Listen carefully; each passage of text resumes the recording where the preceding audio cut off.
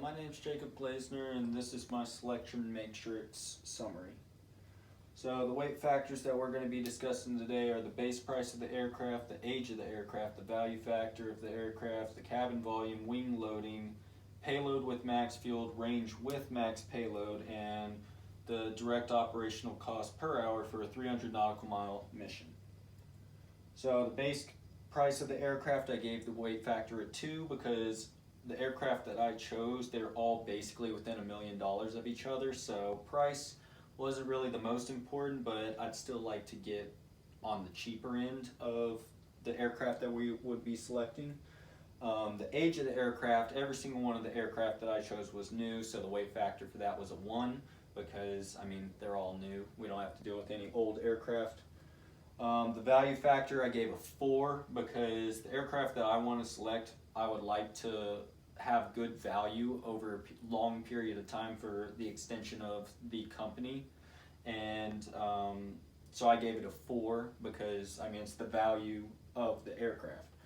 The cabin volume, I gave it a 4 as well because it's all about your company's comfort in the aircraft, how many of your employees that you can get in there, customers, if you're bringing customers around, how comfortable they're going to be in the aircraft. So the weight factor I scored was a 4.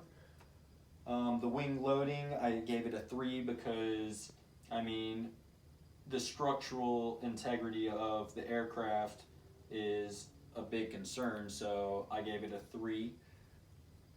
The payload with max fuel, this is the amount of payload you can have on the aircraft with max fuel, so I gave that a 3 because you want to be able to load up passengers, luggage, everything that you need to get on the aircraft, and still be able to have max fuel, so I gave that one a 3.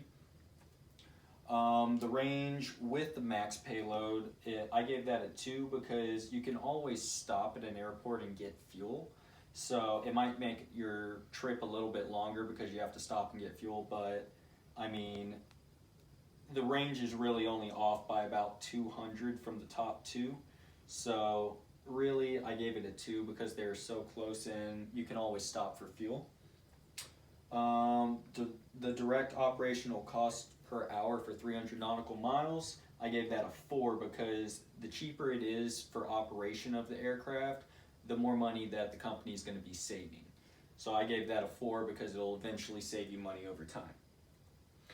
Maintenance cost, I gave that a 2 because it's priority to maintain the aircraft. You don't want it breaking down on you out in the middle of nowhere. So you got to maintain your aircraft, and I gave that a 2. So the total weight factor for all of these aircrafts were 219, 229, and 225. But personally, I like the Legacy 450 because it is, personally to me, it has the best value, and it's one of the best aircraft out of this selection right here.